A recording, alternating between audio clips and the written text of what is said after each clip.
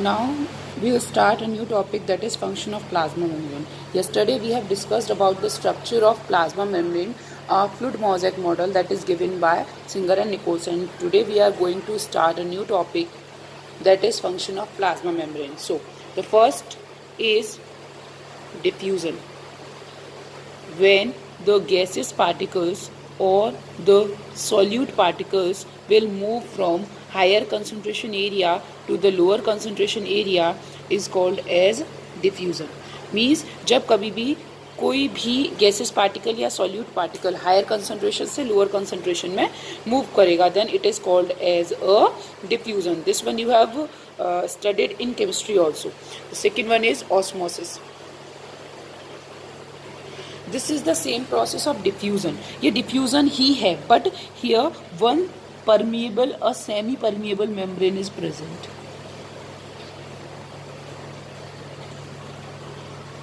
Means when a gas or a solute particle will move from higher concentration to lower concentration according to the concentration gradient, but by the help of semi permeable membrane. Here what is the speciality? Here a semi permeable membrane is present. Okay, so osmosis is of two type according to the concentration gradient. First one is exoosmosis and second one is endoosmosis. When we start this osmosis, firstly we have to understand about a concept that a solution is made up of a solvent and solute. Clear? जो भी हमारा solution है उसमें solvent होता है और solute होता है. Suppose if I am talking about a sugar solution, in that water is a solvent and sugar is a solute. Sugar is a solute and water is a solvent, then it will come together to make a sugar solution. So this one is solution. Solution three types के होते हैं. First one is hypertonic, isotonic and hypotonic solution. If I am talking about a hypertonic solution, तो hyper के case में क्या होगा? मोर solute and less solvent. If I talk about a hypotonic solution, in that less solute and more solvent. And isotonic solution in which solute and solvent are equal. So here we have discussed about the different type of solutions: hypertonic solution, hypotonic solutions and isotonic solution. One more detail that you have to know about, that is a hydroponics. Term is there, that is hydroponics. It means water balance. So why the substance is moving from one concentration area to the second concentration area? Due to the balancing of water. तो water balance के लिए एक term use किया जाता है, that is hydroponics. So now we will discuss the different type of osmosis process. First one is exosmosis. So exosmosis का मतलब क्या हुआ? व्हेन वाटर मूव्स या सॉल्यूट और gaseous particles will move from inner surface to outer, like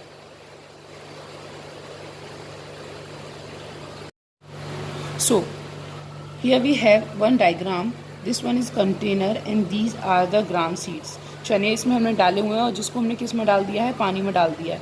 रात में जब आपकी मम्मा ग्राम या कहना चाहिए जो राजमा है उसे कहाँ डाल दिया? वाटर के अंदर डाल देते हैं. तो क्या होता है? सुबह आप देखते हो कि जो आपकी राजमा है और ग्राम है वो क्या हो जाते हैं? साइज में बड़े हो जाते हैं, स्वेल अप हो जाते हैं और टर्जिड होते हैं. ये क्या होता है? This is due to the endosmosis. अब ये हुआ कैसे? As we know, outside the gram the water concentration is higher. Here the water concentration is higher. Inside the water concentration is lower. So what will happen कि higher concentration से कहाँ जाएगा?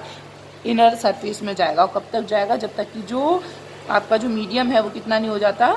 Isotonic condition तक नहीं पहुंच जाता. ठीक, मतलब जब आप ग्राम को या राजमा को पानी के अंदर डालते हो तो आप सुबह देखते हो कि उसका साइज क्या हो जाता है? those gram or rajma will swell up, or we can say that will turgid. It is due to the endoosmosis. Here we see that water is moving from outside to inside due to the in. Endo means in, because osmosis जो हो रही है वो किधर हो रही है, अंदर की तरफ हो रही है. That is why it is called as endoosmosis.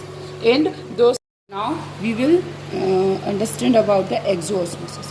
When we put grapes in sugar solution, as we know sugar is a hypertonic solution. Hypertonic solution is that solution in which less solvent is there. Less solvent means less water is there, and these are the grapes. Here juice will be there, in that more water will be there or more solvent will be there. So what will happen कि grapes के अंदर जितना भी water है वो धीरे धीरे करके कहाँ की तरफ migrate करना शुरू कर देगा. It will come outside. Why it is coming outside? Due to water balance process. So when the water is moving from inside to outside, that is called as osmosis. Here we can see the water is coming inside to outside by the help of a membrane. That is why it is called as osmosis process. Okay, exosmosis why? Because here inside to outside. तो जब grapes को हम hypertonic solution में रखते हैं तो as a result what will happen कि क्या बन जाती हैं, ये रेजिन्स बन जाती हैं. और रेजिन कैसे बनी कि इनके अंदर जितना भी लिक्विड था, जितना भी वाटर था, जितना भी सॉल्वेंट था, वो कहाँ आ गया, बाहर आ गया. एज अ रिजल्ट ये क्या हो जाती हैं, श्रिंक हो जाती हैं. So this one is about the exosmosis. So if anyone asks that what is the difference between the endosmosis process and exosmosis process, in that condition we will say that when the water will move from outside to inside, बाहर से अंदर आया. जैसे कि हमने किसको रखा था, ग्राम को या राजमा को रखा और पानी के अंदर जो हमने डाला, this one is a hypotonic solution. तो जब हमने क्या किया, ग्राम सीड्स को कहाँ पे डाला था, हाइपोटोनिक सॉल्यूशन में डाला. तो हाइपो मीन्स मोर सॉल्वेंट. तो मोर सॉल्वेंट में डाला तो क्या रिजल्ट हुआ कि वाटर बाहर से अंदर की तरफ गया. That is endosmosis. और दूसरा क्या है, जब हमने क्या किया हाइपर, यहाँ पर रखा जाता है कौन से सॉल्यूशन में, हाइपोटोनिक सॉल्यूशन में. यहाँ पर रखा जाता है हाइपरटोनिक सॉल्यूशन में. यहाँ पर जो सॉल्वेंट का मूवमेंट होता है that is inside to outside. So what is the difference between the diffusion and osmosis process? Diffusion is a process in which any solute particle, any solvent particle, or we can say any gaseous particle will move from higher concentration area to lower concentration. In that there is no semi-permeable membrane, but when the membrane is present then it will be called as osmosis. Osmosis may be of two type, exoosmosis and endoosmosis. Exo means बाहर, अगर inside से outside जा रहा है that is exoosmosis, और अगर outside से inside आ रहा है that is. Next we will talk about plasmolysis process. So as we know in plant the outermost layer is this one is plasma membrane, or the outermost layer is called as cell wall. But in the case of animal, cell wall is not present. So when we put the plant cell, this one is a plant cell, this is cell wall, this is plasma membrane. Inside the plasma membrane everything is a protoplasm. You know it very well. Okay, now when we put this plant cell in a hypertonic solution, hypertonic solution means less water. So what will happen, water will move from inside to outside. Okay, as a result what will happen, shrinkage of protoplasm takes place. Means कि इसके अंदर water भरा हुआ था, protoplasm के अंदर water content भी था. तो जैसे ही क्या हुआ, हमने इसको हाइपरटोनिक सॉल्यूशन में रखा तो इसके अंदर जितना भी वाटर था सेल के अंदर वो धीरे धीरे करके सारा जो वाटर था वो कहाँ आ गया, बाहर की तरफ मूव करना शुरू हो गया. जिसकी वजह से जो this one is plasma membrane, but आप यहाँ देख रहे हो कि जो प्लाज्मा मेम्ब्रेन है वो क्या हो गई है, अंदर की तरफ आ गई है क्योंकि इसका वाटर बाहर निकल गया. तो ये ऐसा क्यों हुआ, due to the shrinkage of protoplasm. So shrinkage of protoplasm is called as plasmolysis. So what is plasmolysis? When a plant cell, not a animal cell, when a plant cell is put in a hypertonic solution, after some time shrinkage of protoplasm takes place. This process is called as plasmolysis, and the second process is a deplasmolysis. Destroy होना, किस चीज़ का destroy होना? Suppose अब यही जो आपकी cell है इसको दोबारा आपने किस में रख दिया? हाइपोटोनिक सॉल्यूशन में रख दिया. हाइपोटोनिक सॉल्यूशन का मतलब क्या होगा? जिसके अंदर वाटर ज़्यादा है, तो रिजल्ट क्या होगा? This one is hypotonic solution. तो जब हाइपोटोनिक सॉल्यूशन में रख दिया तो क्या होगा? यहाँ से वो कहाँ की तरफ जाना शुरू कर देगा? Outside to inside. तो एज अ रिजल्ट क्या होगा कि दोबारा जो अपनी जो सेल है वो दोबारा कैसी हो जाएगी? एज इट इज़ हो जाएगी. तो श्रिंकेज ऑफ प्रोटोप्लाज्म हुआ था वो क्या हो जाएगा? एज इट इज़ हो जाएगा. That is called as deplasmolysis. So when we put a plant cell in a hypotonic solution, as a result shrinkage of protoplasm takes place. This process is called as plasmolysis. Mainly or mostly this process can be seen in plant cell, but when this plasmolysed cell is put again in a hypotonic solution, then again it will come to the normal condition, that is called as a deplasm. The next function of plasma membrane is mediated transport. As you know, mediator means कि जहाँ plasma membrane एक mediator की तरह काम कर रही है. This one is cell 1, this one is cell 2. तो यहाँ प्लाज्मा मेम्ब्रेन क्या है? मीडिएटर की तरह काम कर रही है. इस प्लाज्मा मेम्ब्रेन के थ्रू होकर कोई भी चीज़ या तो अंदर जाएगी या कहाँ पर आएगी? बाहर आएगी. तो mediated transport means when the transport, trans means change and port means place. Means अगर किसी चीज़ का जो प्लेस है वो चेंज हो रहा है किसकी? मीडिएटर के थ्रू, प्लाज्मा मेम्ब्रेन के थ्रू. ये दो तरीके का होता है. First one is active transport and this one is passive transport. Passive transport is also known as diffusion. So no need to explain it again. Diffusion same, higher concentration से जब कोई भी मटेरियल कहाँ जाता है? लोअर कंसंट्रेशन में जाता है. यहाँ पर हमें किसी भी नो मोर एटीपी, यहाँ किसी भी एक्स्ट्रा एटीपी की या एनर्जी प्रोवाइड करने की ज़रूरत नहीं पड़ती, क्योंकि वो अकॉर्डिंग टू कंसंट्रेशन ग्रेडियंट होता है. लेकिन active transport is that transport system in which any substance moves from lower concentration to higher concentration. अब यहाँ एक बात समझने की है. हमने बोला हमेशा कोई भी चीज़ हायर कंसंट्रेशन से लोअर कंसंट्रेशन की तरफ मूव करती रहेगी, ठीक है. तो क्या इस कंडीशन में कभी भी किसी चीज़ का स्टोरेज हो पाएगा? नो. और इजी एग्जांपल लेते हैं. जैसे लंच हुआ, तो जब लंच होने के बाद जब बेल होती है, लंच वाली जो बेल होती है, तो उस टाइम पे क्या होता है? बेल के तुरंत बाद क्लास के अंदर कंसंट्रेशन ज़्यादा थी, क्लास के बाहर कंसंट्रेशन कम थी. लेकिन जैसे ही बेल हुई बच्चे अपने आप कहाँ से कहाँ भागना शुरू हुए? क्लास से बाहर की तरफ भागना शुरू हो गए. हायर कंसंट्रेशन से लोअर कंसंट्रेशन में भागना शुरू हो गए. क्या वहाँ पर कोई एनर्जी देनी पड़ी? No. So that is passive transport. Okay. But active transport का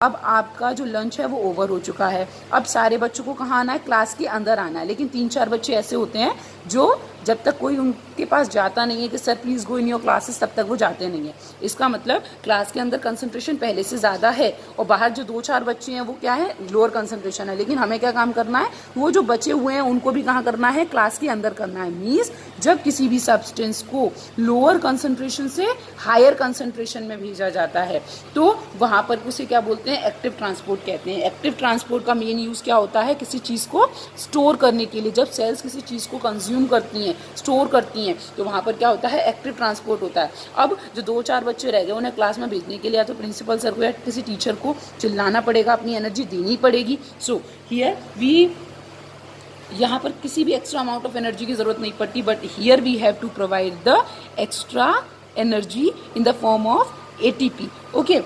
हमने अब आप थोड़ा पीछे जाएंगे तो मैंने आपको बताया था plasma membrane is made up of phospholipids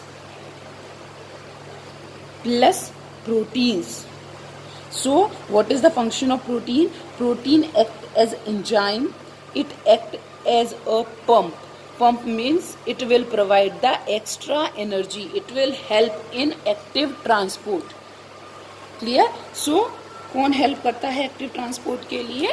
active transport के लिए हेल्प करता है हमारा जो प्रोटीन्स जो होती हैं इसमें वो एक्टिव ट्रांसपोर्ट में हेल्प करती हैं. So mediator transport is of two types, passive transport and active transport. Passive transport is also called as diffusion, in which any substance solute get moved from higher concentration to lower concentration. There is no need of extra amount of energy, or there is no need of energy in this case. But in the case of active transport, this type of transport is used in the storage of any substance or any material when the substance will migrate or move against the concentration gradient. I am not saying according to the concentration gradient, against the concentration gradient from the lower concentration to higher concentration. In this condition we have to provide extra amount of energy. Now the fourth function of plasma membrane is endocytosis.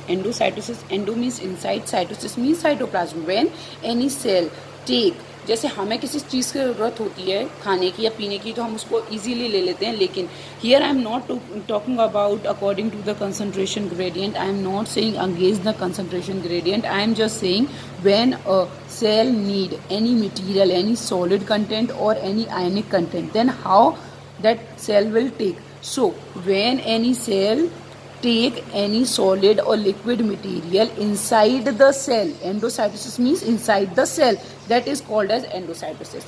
Okay, ये तीन तरीके से होता है, phagocytosis, photocytosis and receptor mediated endocytosis. So first one, phagocytosis. Phagocytosis में क्या होता है, जब कोई भी solid, suppose this one is food, okay, and this one is amoeba. Amoeba, as we know, amoeba is a unicellular organism. तो ये क्या है, इसकी प्लाज्मा मेम्ब्रेन है. ठीक है, तो पैगोसाइटोसिस के केस में क्या होगा, जब भी अमीबा को फूड मटेरियल रिक्वायर होता है तो वो क्या काम करता है, एक फॉल्स फीट बनाता है. मीन्स फूड को चारों तरफ, जैसे सपोज आई एम सेइंग यहाँ पर खाना रखा हुआ है, हियर फूड इज प्रेजेंट. सो इस तरीके से वो क्या काम करता है, यहाँ पर जाके वो क्या बना देता है, फूड को चारों तरफ से कवर कर लेता है और धीरे धीरे कवर करते करते इस तरीके से कर लेता है.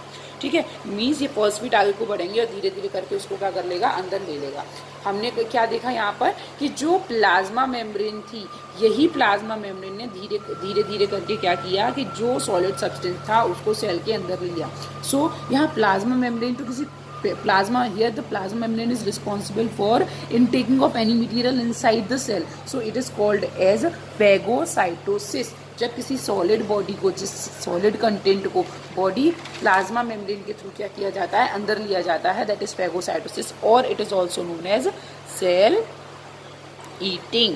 The second process is photocytosis. It is called as cell drinking. इसमें क्या होता है, जो अपनी जो प्लाज्मा मेम्ब्रेन है, this one is plasma membrane. ये प्लाज्मा मेम्ब्रेन क्या बना लेती है, ये पिट लाइक स्ट्रक्चर बना लेती है और उस पिट लाइक स्ट्रक्चर में जितने भी आयनिक कंपाउंड्स होते हैं उनको आयंस होते हैं उनको फिल करती रहती है. और जब वो पूरी तरीके से पिट फिल हो जाता है उसके बाद उसको अंदर की तरफ क्या कर देती है, अंदर की तरफ उस पूरे पिट को क्या कर देती है, खाली कर देती है. तो यहाँ पर क्या हुआ कि उसने अपने पिट को किससे फिल किया, आयन से फिल किया. उसके बाद जो सारे आयन थे उनको कहाँ कर दिया, अंदर प्लाज्मा मेम्ब्रेन के अंदर पहुँचा दिया. तो here it is called as phagocytosis. यहाँ किसी सॉलिड बॉडी को तो लिया नहीं गया, यहाँ पे किसको लिया गया, आयनिक कंपाउंड्स को, आयन्स को लिया गया. So this one is called as cell drinking. Next one is receptor mediated. Receptor mediated और सेल ड्रिंकिंग ऑलमोस्ट सेम है, बट थोड़ा सा डिफरेंस है. और डिफरेंस क्या है, सपोज मैं क्लास में गई और मैंने बोला कि मेरा बर्थडे है, सबको आना है. ठीक है, तो अब जब मेरी बर्थडे पार्टी थी तो सब लोग उसमें आ गए, तो वो तो हो गया मेरा फोटोसाइटोसिस, मतलब जितने भी आए वो सब अंदर. लेकिन अगर मैं उसमें कंडीशन रख दूं कि जिसके पास कार्ड है केवल वही आएगा, दैट इज रिसेप्टर मीडिएटेड. सो यहाँ पर पिट बनता है, that is formed by plasma membrane, लेकिन पिट के नीचे की स्पेशल कवरिंग बनती है. Suppose this covering is made up of clathrin. Clathrin protein की कवरिंग है, तो केवल वही आयंस, इसमें जितने भी आयंस थे वो सारे आयंस अंदर आ रहे हैं, लेकिन इसमें केवल वही आयंस अंदर आएंगे जिनके पास क्या होगा, क्लेथरिन होगा. Means here all are coming in my party, but here only those person will come that is having the invitation card. So इनके पास क्या है, ये क्लेथरिन प्रोटीन है, उनके पास भी क्लेथरिन है, तो ये क्या होंगे, इनको अंदर ले लिया जाएगा. जो जिनके पास क्लेथरिन नहीं है वो बाहर ही रह जाएंगे. So this are receptor mediated. Means यहाँ एंडोसाइटोसिस हुआ, मीडिएटर कौन है, प्लाज्मा मेम्ब्रेन है, बट रिसेप्टर कौन है, जिस प्रोटीन की कवरिंग होगी केवल वही आयंस आएंगे, सारे आयंस को अंदर नहीं लिया जाएगा. सो फैगोसाइटोसिस में किसी भी सॉलिड बॉडी जो होती है, सॉलिड कंपाउंड्स होते हैं, उनको अंदर लिया जाता है. फोटोसाइटोसिस में जितने भी आइंस होते हैं सारे आइंस को अंदर लिया जाता है जिनकी रिक्वायरमेंट होती है, और रिसेप्टर मीडिएटेड में केवल जो स्पेशल आइंस होते हैं सेलेक्टेबल। अब देखो हमने यहाँ पर एक कंडीशन हो गई ना, सेलेक्टेबल परमिएबिलिटी मीन्स परमिट मिल रहा है, लेकिन किसको मिल रहा है, सेलेक्ट करके परमिट दे रहा है कि भाई साहब you are having clathrin so you will come, sir you are not having clathrin so you will not come. This depends on plasma membrane. Plasma membrane हमारी कैसी मैडम है, that will who will decide who will come and who will not come. So this one is selectable permeability, this one is permeability, and this one is fifth point or fifth function of plasma membrane, that is exocytosis. Exo means outside and cytosis means cell. When a cell will move a cell क्या काम करेगी जब किसी भी चीज़ को बाहर निकाल रही है, this is also called as cell vomiting. Here unwanted substances are removed outside by the help of the plasma membrane. See, this one is plasma membrane, these are unwanted materials. So slowly this unwanted material will come nearer to the plasma membrane and slowly it will be moved outside. So this one is exocytosis. So here we have completed this portion, that is plasma membrane. Yesterday we have completed structure of plasma membrane and today we have completed function of plasma membrane. So our next topic is cell wall, so that we will discuss in next video. Thank you.